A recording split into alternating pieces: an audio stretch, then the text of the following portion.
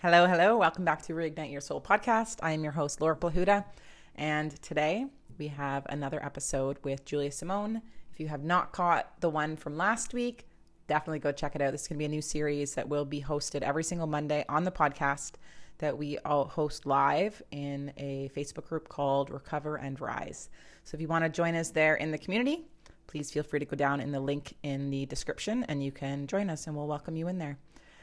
So today's topic, we're going to be talking a little bit more about listening to the body's voice. So this will be for you if you're really wanting to connect with your intuition in a deeper way.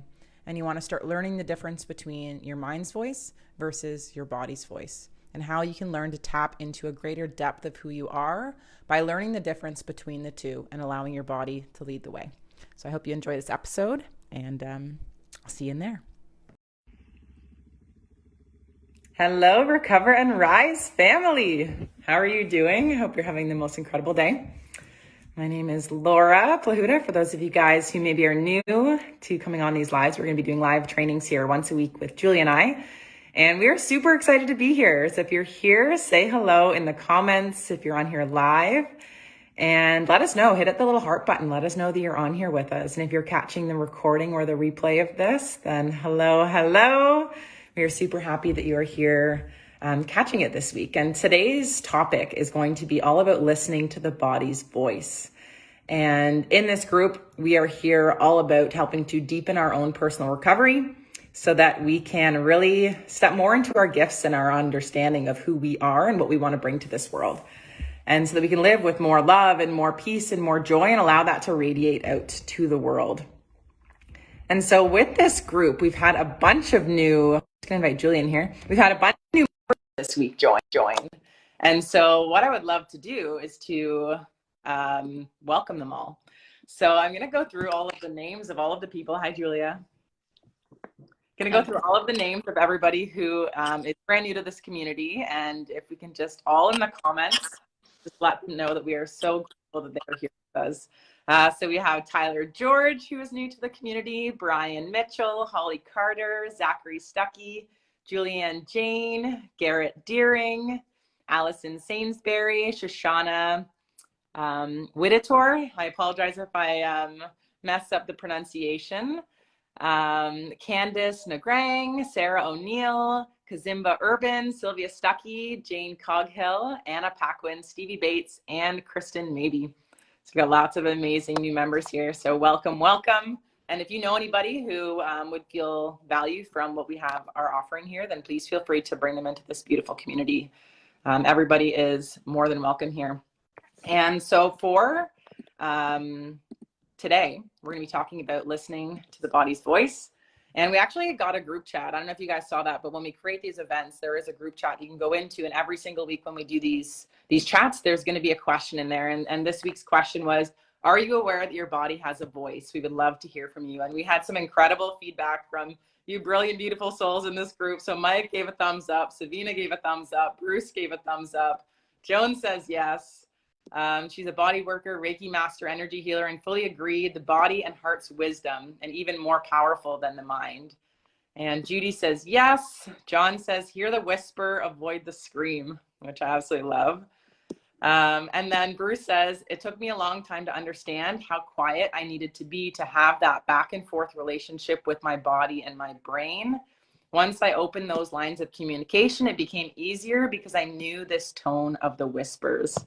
And this is all so powerful. So thank you so much for just being in there and for sharing all of that with us. And we're super excited to expand a little bit more on this topic today. Would you like to take it away, Julia? Yes, I'm just trying to tag everyone in this chat. So let me see if I can do that from here. If not, I will tag everyone after. Looks like I'll do it after. Okay, great. I'm loving this. So this is such a huge topic. And Laura, thank you so much for just being so beautiful in this space. Really, we're very excited to be able to go a little bit deeper on all of these core topics that are so important to recovery. And after my own recovery journey, it was something that I definitely was looking for more of. How do I set healthy boundaries? How do I start to, create healthier relationships? How do I start to listen to my body's voice?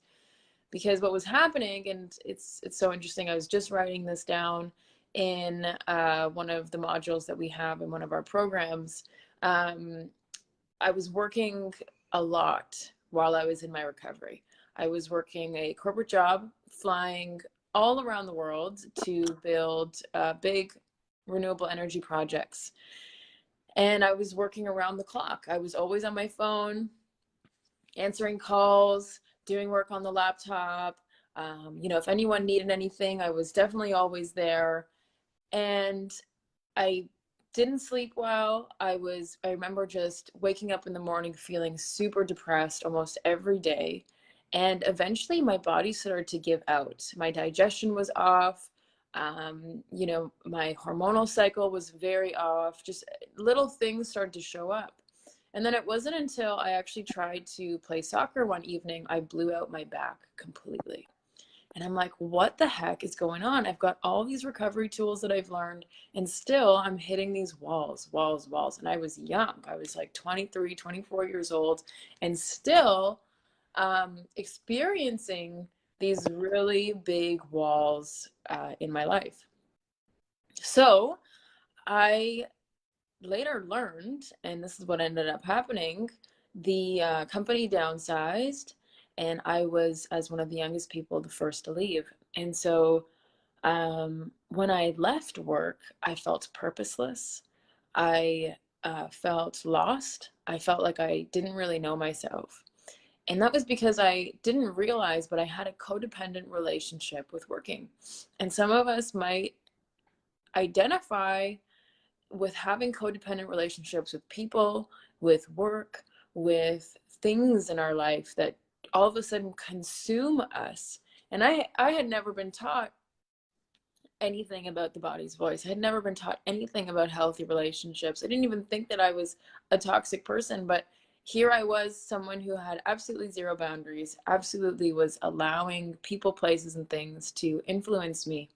And so what I had to really come to terms with was that my body was speaking to me all along, right? Mm-hmm. And when I finally had that break with work, I started to learn, what's my body actually saying? Because all of a sudden I had this time to do what I needed to do for my body, to take on the health exercises, to start to take care of my body in these new ways. And so I started to tap into what Laura and I call the body's voice. And the body's voice is a whisper, like someone said in our chat. It is really a whisper, and it shows up in all of the funniest places sometimes. It shows up in our intuition telling us, maybe not to go down that path. It shows up when our intuition is saying something like, maybe we shouldn't eat that today. It shows up just with that gut feeling. And societally, we've been taught to only listen to the mind, to think about things rationally, and now in recovery, we're tapping into our higher power, who does for us what we cannot do for ourselves. And there's that body's wisdom that is within us. And I believe that is our higher power voice, and it lives inside of us, and that is the body's voice. Everyone has their own beliefs, but the body does speak to us. And our higher power does speak to us through our body.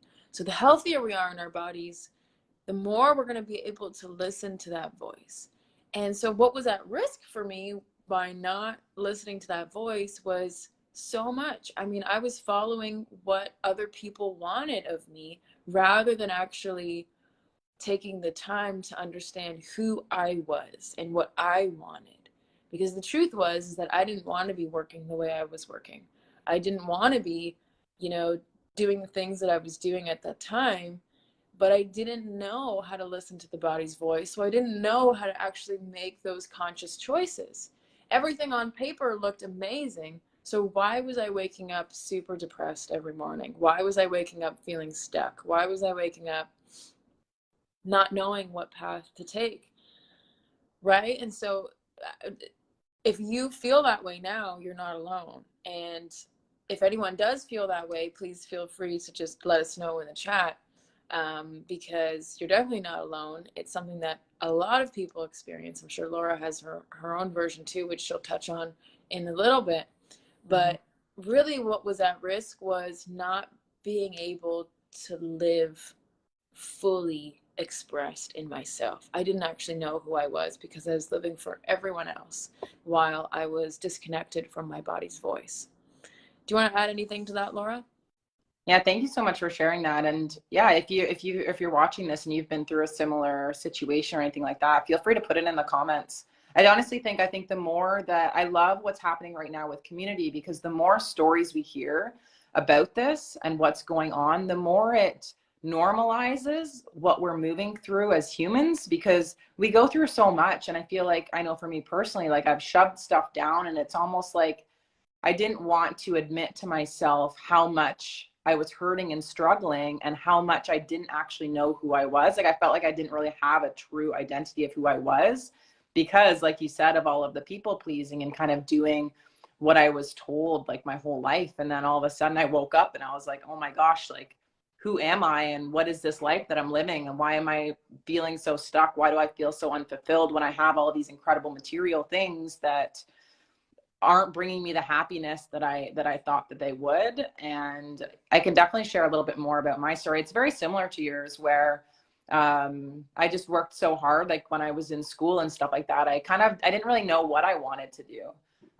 So I just followed to what mentors in my life would kind of suggest. And it's interesting because both my parents are small business owners. So my dad owned a deli. He was a butcher. My family's from Austria, so they came over and they started their deli, my Opa. And then my dad took over the family business. And so my mom, when they got together, my mom went and worked in the business as well. And so growing up, my dad was always working because he was, and my mom as well, my mom looking after 3 kids. So they weren't there as much, but we would go into the deli with them. We would be eating the meat. Like we would literally be in there just eating all of the food. And like our family just made it work with what was happening. But growing up, like the big thing for them was that they were like, whatever you do, don't have your own business.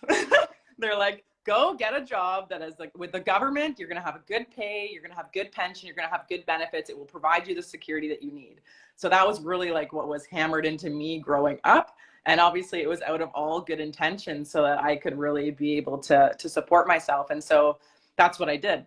I ended up doing power engineering technician program at Durham College for 2 years, and did an Ontario power generation. I worked there for a year internship and went through that, all because a family friend suggested. He was working there. He made multiple 6 figures. They worked shift work, so you had time off, all of these things. And I was like, yeah, that's sweet. Awesome. I would love the time off. I love being with my friends. I love doing like stuff outside, adventurous stuff. So I was like, that's perfect. And I got in and did it. And I was like, okay, this isn't feeling very good to me. It was very mundane. It was kind of the same thing over and over again. I was like, okay, no, this isn't something that I want. So I ended up kind of looking somewhere else. And it's interesting because I think the very first time, this was when I was in my mid 20s. How old would I have been? 20, maybe around like 24. I think this was the very first time I actually made like a big decision for myself. And it was when I decided to go back to school to be a paramedic. And it's interesting because I remember that point in my life, and I was so terrified to make that decision. I actually went back to school and upgraded my schooling so that I could make sure that I upgraded from like an 82 or something like that. I went back to school to make sure that I got in because I was just like so excited to be able to do this. And it was a really tough program to get into. And that was the very first time that I kind of like listened to my own body and my heart and my soul, instead of listening to kind of like the mental space of like what I've been told my whole life. And it's kind of a special story for me because I have a friend, Carly, who was a huge point in my life, because I remember sitting down at a restaurant and I was telling her about this, how I really want to do this. And I was so scared, and I didn't believe in myself at that point that I could even make it happen. And she said to me, she's like, Laura, if you want to do this, then do it, because you are going to thank yourself for the rest of your life. And she was a big reason I actually applied. And then the following year, she actually passed away in a car accident. So it's a really like, was it like a very tough experience to go through, but like she changed my life so much just by having that belief and encouraging me to listen to my heart and listen to my body and actually take that path. And that was kind of what initially opened up that doorway to me to like listening to myself. And it felt so good to be able to do that. And I started like working really hard going through that.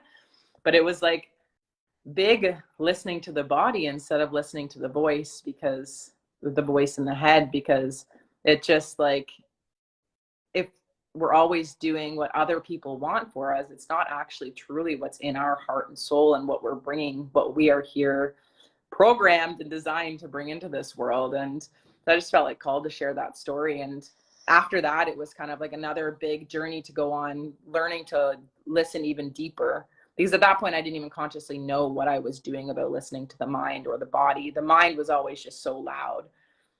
Even when I ended up leaving my paramedic career, looking back, I was listening to the mind because I was feeling so anxious, and there were so many emotions underneath the surface that I was running away from myself instead of actually tuning in to those deeper layers of the anxiety and stuff that I was feeling, to acknowledge them and to actually feel them, so that I could actually start making decisions from my heart. It wasn't until I started doing work with you where I really started understanding on a greater scale, like how that actually impacted my life, when I started listening to my body or my heart instead of listening to my mind, because my mind was leading me in loops and cycles.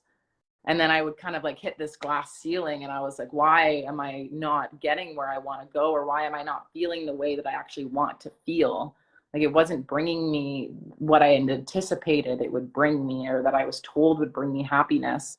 And it really was that journey of being able to go deeper into that listening, into that little quiet voice, creating space myself to actually listen to that voice, and then having the courage to actually pursue that away from the norm of what I've been told my whole life, bring in a lot of extra that make it a little bit more scary to go for those things, start creating those things in life. So it's definitely a journey for listening to the voice, but oh my gosh, is it ever worth it?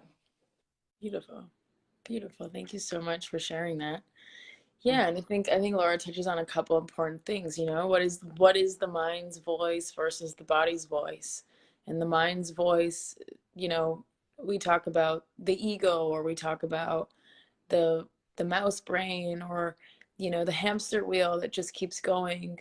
The mind's voice really differs from the past, and really doesn't it's geared to protect us. And sometimes fear and other emotions can get in the way of us actually thinking logically. And so logic in and of itself is not enough to kind of bring us into who we truly are. Mm-hmm. That's why we differentiate from mind voice and body's voice, or soul voice. Soul voice is that deep body voice, right? So the soul voice, what the soul voice sounds like and feels like, is that groundedness, that oh, you mean I can say no to that and like have peace? Oh, yeah, you mean I can actually follow my intuition and take that path? It might feel a little bit scary, especially if that soul voice is like, Julia, get on stage, or Julia, get on that live and share your heart and soul with the world. That feels a little bit scary, but it's an expansive fear, not a contracting fear. And so the mind's voice sometimes can keep us in fear and keep us making decisions that keep us small and away from our larger purpose. And so this is why this is so important, is because, if you feel like you're not on that purpose path, or you feel like you have so much more you want to give to the world, but you haven't been able to fully bring it into the world. Well, tapping into that body's voice is definitely how you get to start to make these smaller decisions that lead into this big picture. And like I mentioned, that body's voice really does talk to us all day. And it's just about us learning how to take the time to tap in. And I remember, when I was in my early recovery, I needed help to do that. I needed support to do that, because I didn't know what I didn't know. I didn't know that there was this other voice that I could tap into and listen to. So somebody took the time to hold the space for me, to be able to teach me how to actually tap into that voice. And some of the things that Laura and I are going to be sharing with you later down the road helps you to tap into that voice. It's something that has totally changed the game for me. And people, the biggest reflection that I hear from people is just, you feel so much more at peace. You feel so grounded. You feel energetically different. And your body will definitely feel more at peace when you are around other people who are tapped into their soul voice. And when you become that person who also is tapped into that soul voice, other people will feel more at peace around you, and miracles really, really happen. Um, Anything else you wanted to add, Laura? No, I think that's great. Thank you for sharing all of that. And I'm excited. I guess I'd love to know in the comments if you want to share like what your biggest takeaway has been so far from what you've heard on here. We'd love to know in the comments. And what is one thing that you can see that you would love to start implementing in order to start listening to your body a little bit more? And if you have any questions, I know like for me, it was a brand new topic that I didn't even know my body had a voice. You know, like even when I shared about making that decision to go through, I didn't even understand which voice I was listening to at that point. I would just happen to call it luck, call it guidance or whatever. That would just happen to be one of those pivotal moments where I'm looking back where I was like, whoa, no, I actually listened to my body's voice at that point and did something for me. And that was a pivotal part of my life that like really made that change. But if you have questions about it, feel free to put them in the comments. We have had some really incredible questions as well in the group that we are going to get around to asking. I know Brian asked a really amazing question, so we will be answering that. And there's been some other people who have dropped some really amazing things in the group as well. So we're going to be taking the time to go through all of those questions. We just want to thank you for your curiosity and your willingness. We're just super excited to be on the journey, walking side by side with all of you. Yeah, and if you can hear the body's voice and the body's saying something to you right now, what's the body saying to you? Yeah. What do you see the body saying to you? We'd love to also hear that in the chat below. Thank you so much, Laura. You're a rock star. I love you so much. Thank you. Guys, for being on this live. Hopefully, if you haven't caught it here, you can catch the replay. Let us know if you're catching the replay. And we'll see you next week. Awesome. Okay. Bye, everyone. Bye, Julia.